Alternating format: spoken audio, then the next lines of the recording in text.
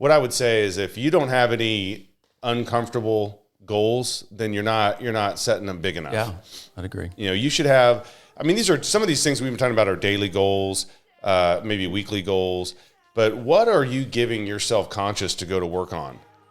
What kind of questions are you asking? One of mine I've talked about was I set a goal to how do I make $1 million on one deal? Mm-hmm. Another goal that I gave myself was everyone was talking about, I want to be a millionaire. I want to be a millionaire. Well, I know a millionaire. They have $1 million when they were 65. $1 million when you're 65 has to last you till you're 90. That's not really in my head what a millionaire was. And so I came up with this idea that I want to be able to spend $1 million in a year, like every year.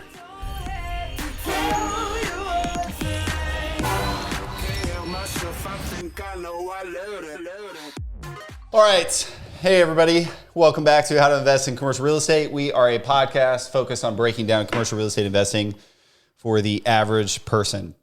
Today, we're talking about an interesting topic, and it's a topic we're very passionate about and talk about a lot because I think it's underrated. It's the power of setting goals, setting achievable goals, putting a plan in action. And when you look at real estate, it's big, it's large, it's illiquid. It takes a long time to buy. It takes a long time to close. You have to typically own it for a long period of time. So it's not like a whim. You can just decide, hey, I'm going to buy a shopping center today. Hey, I'm going to underwrite it tomorrow. Hey, I'm going to sell it the day after that. You've got to have a plan or a goal of what you want to do with that before you can even begin. So we're going to go over several steps on where you might start if you're interested in getting into commercial real estate. Hey, you're in commercial real estate, you know a little bit, what now? And then for people already in the game, how do you set realistic, stabilized growth goals to take your business to the next level? No, that's good. So I think the first one is, you're interested in commercial real estate. You may be listening to a podcast called How to Invest in Commercial Real Estate by a bunch of awesome guys. Or you could just be reading a book. Your friend could have mentioned it to you. You own a rent house and you're just trying to figure out how to take it to the next level. Where do you kind of set the foundation of, hey, I want to get into commercial real estate and I want to do a little bit more than I'm doing now? Oh, yeah, I think a lot of people that are listening to the podcast, I've had many of my friends say it to me, man, I've heard commercial real estate's great. I should get into it. But most people, it's just like you say, it's such a big idea that they don't know how to start. It's a little intimidating. And we just want to give some people some tools that they can use in order to get in the game and get started.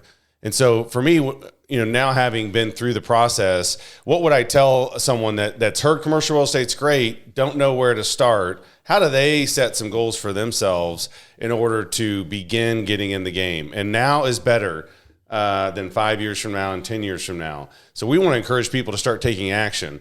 Yeah. And so some of the things that I would suggest for people that want to get in and haven't started is what I tell friends that ask me is that number one is get on Amazon, type in commercial real estate investing, and the books that pop up, buy 5 or 10 of those books.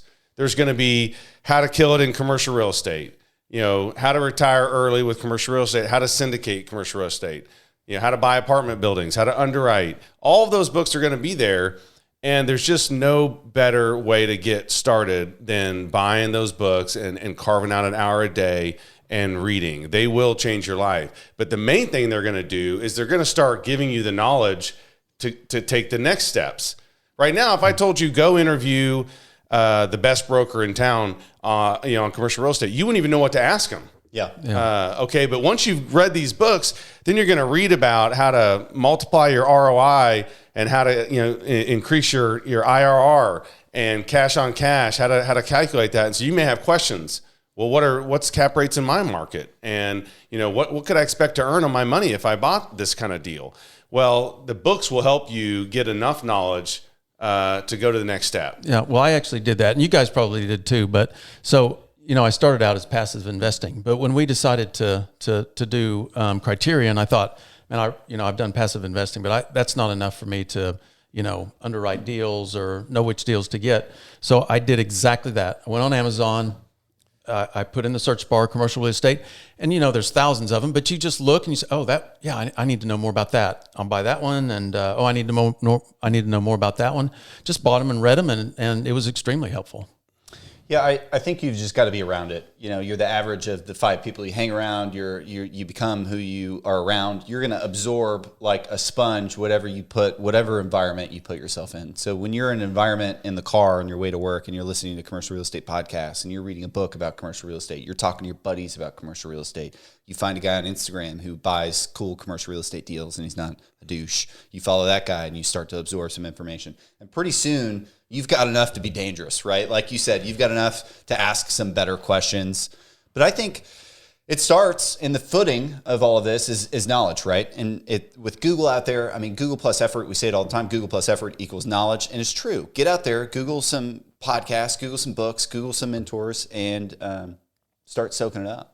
Okay, well, I was just going to say, okay, so for the beginner, okay, so that's goal number 1. Let's go buy some books. Learn, get educated. Knowledge. Okay, what else? Number 2, I would set a goal to have lunch or coffee with an industry professional every single week. How do you find that guy or girl? Well, you can use Google. You know, tell us the real estate brokers, but also you may see their sign. There may be a property management company sign in front of a retail, and you see it all over town. Yeah, right? there may be an apartment owner that has a sign out in front of their apartment complex. There's a multifamily owner, and real quick, these are. I mean, I think people get intimidated already by this. You see a sign, you call them, and here's your script. Hey, my name's Braden. They're going to say their name. I'm going into way too much detail here. You're going to say, I saw you have a sign in front of this property. It looks like you manage it. Is that correct? And they're going to say, yeah, we do manage that property. We're in charge of all that. You're going to say, I'm interested in buying properties like that. Would you be able to manage them for me? Can we have a conversation? Can we sit down and discuss how I may be able to use you to get what I need? You just do it. Yeah. Now they're excited because they have some potential business. Yeah. And then you sit down and you could say, hey, tell me about your management approach. What makes you different from other property managers for multifamily or retail? Now they're walking you through industry keys, maybe some tips they have. Can I see a monthly report that you give your owners just to sample? Maybe mark out the name so I can see a monthly financial statement of that center. Yeah, I mean, now you got some real good info from a professional in the industry on monthly expenses, monthly income, things like that. Do you have any trouble renting these spaces? What do these spaces rent for? Yeah. $12 a foot a year, $20 a foot a year. Now, is that below market? Is that above market? What about this location over here that I'm looking at? What do you think those would rent for? Now you're getting all this good industry knowledge by making a phone call. Yeah.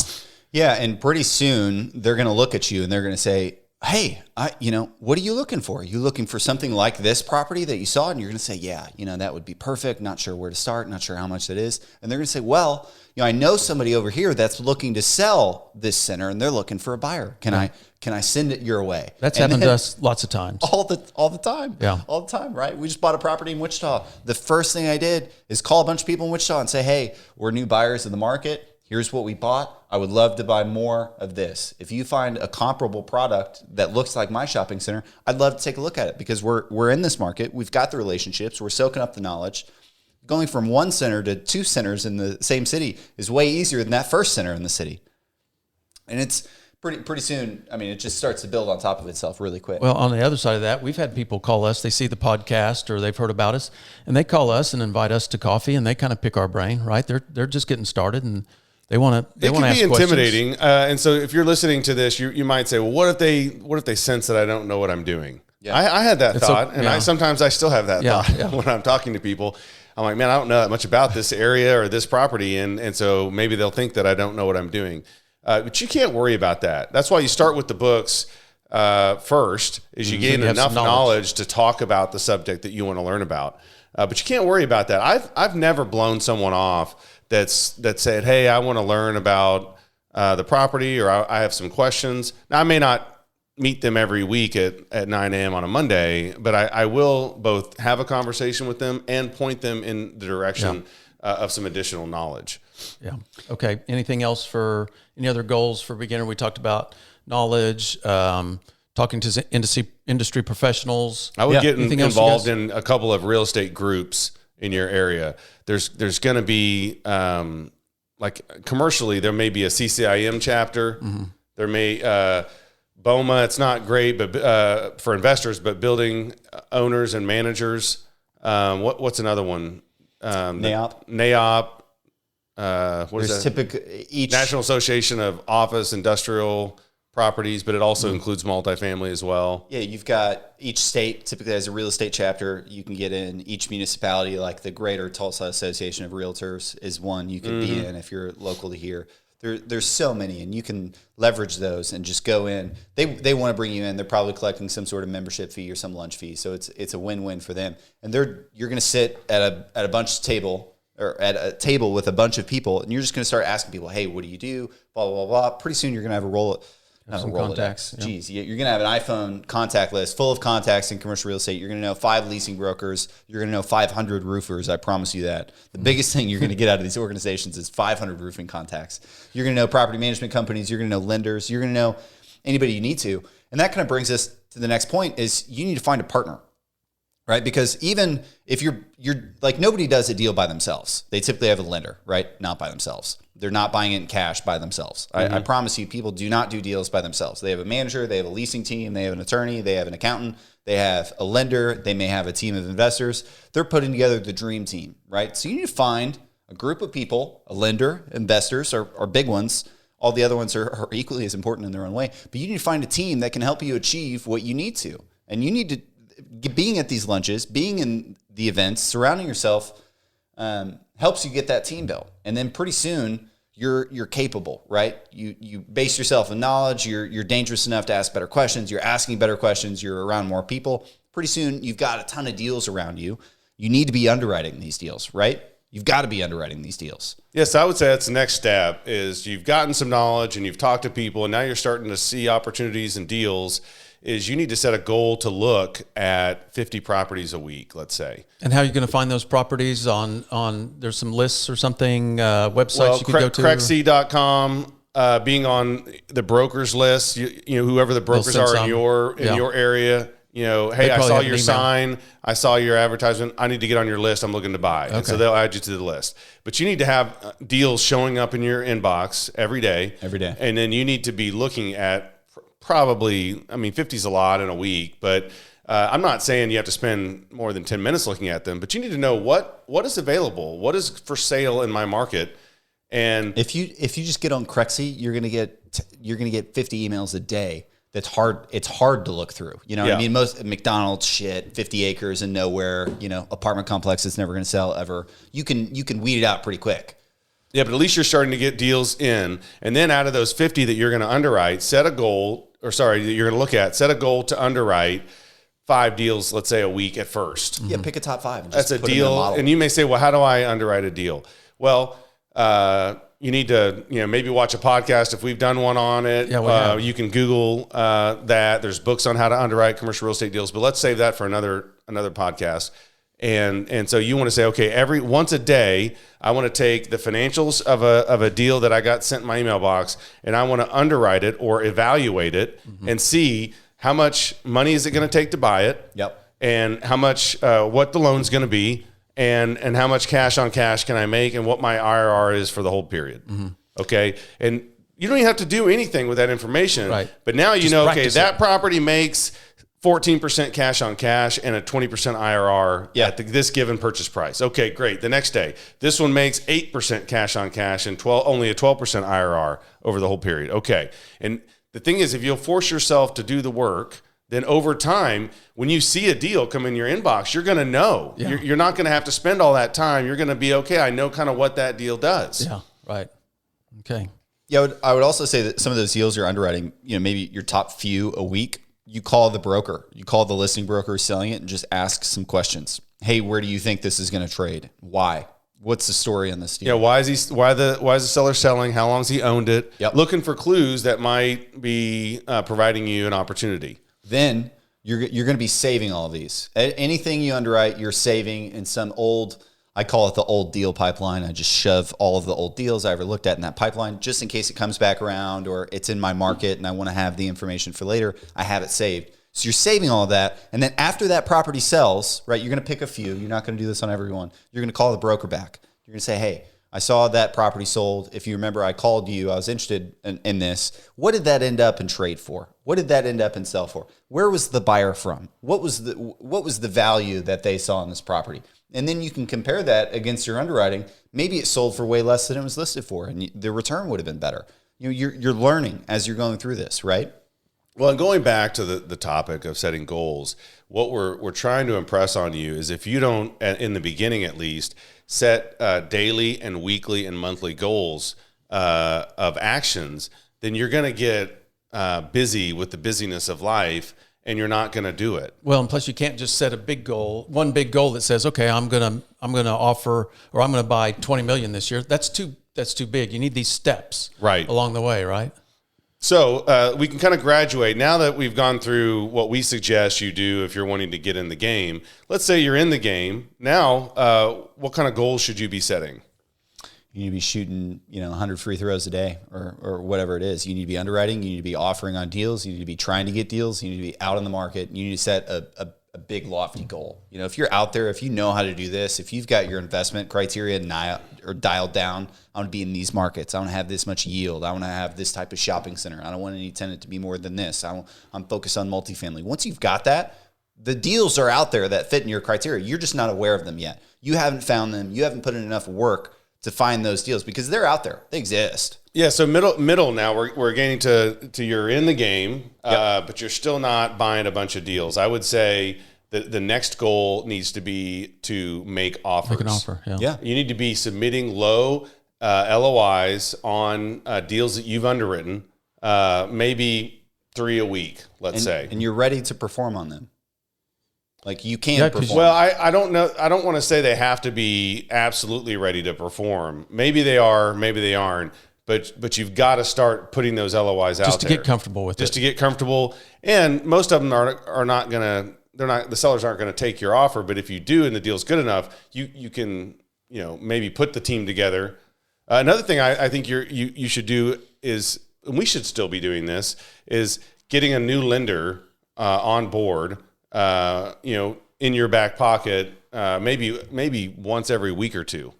In your back pocket, you mean you should be talking to the lender? What kind of deals do they like to see? What kind of term sheet are they going to issue? Do they have all your financials? Have they underwritten you? Are they ready to go? Because that process takes some time. Yeah. And also, every time we get a new lender on, sometimes the lender will do 80% where the last one was 75. Some will do 85%.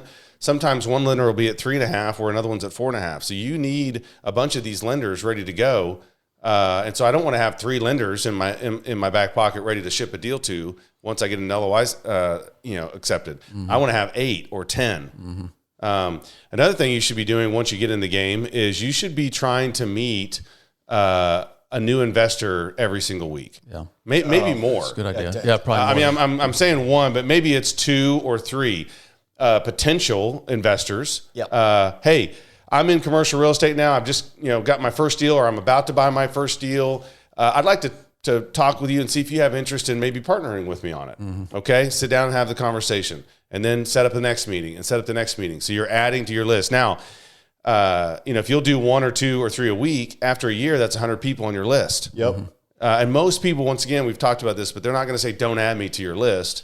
I don't want to see any deals that might make me money." Yeah. They're going to say, "Sure, put me on the list. I'll let you know if I'm interested." And they may not be, but the more you get on that list, now you have a contact list. They're going to start seeing your stuff. Well, that's a good idea, because if you wait until you get that first deal before, oh gosh, now I got to go raise $1 million, you're behind the 8 ball then, because you got a lot of other stuff you've got to do once that LOI is accepted. You've got all your due diligence and everything else.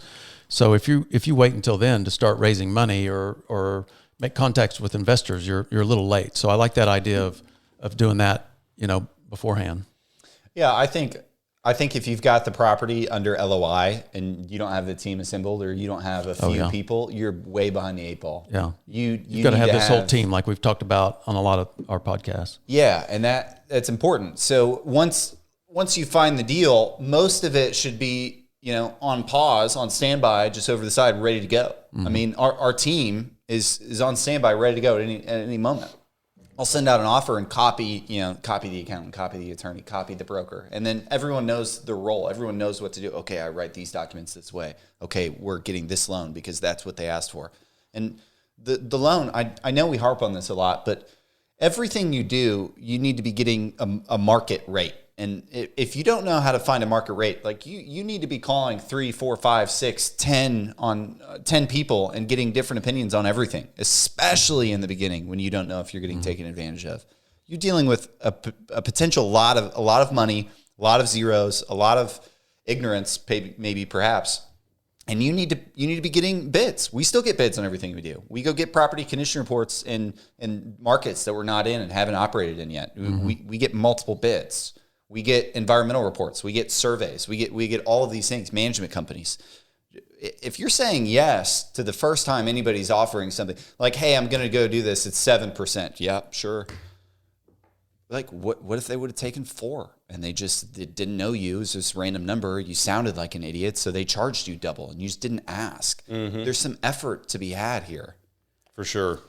Okay, so we've talked a little bit about the middle game.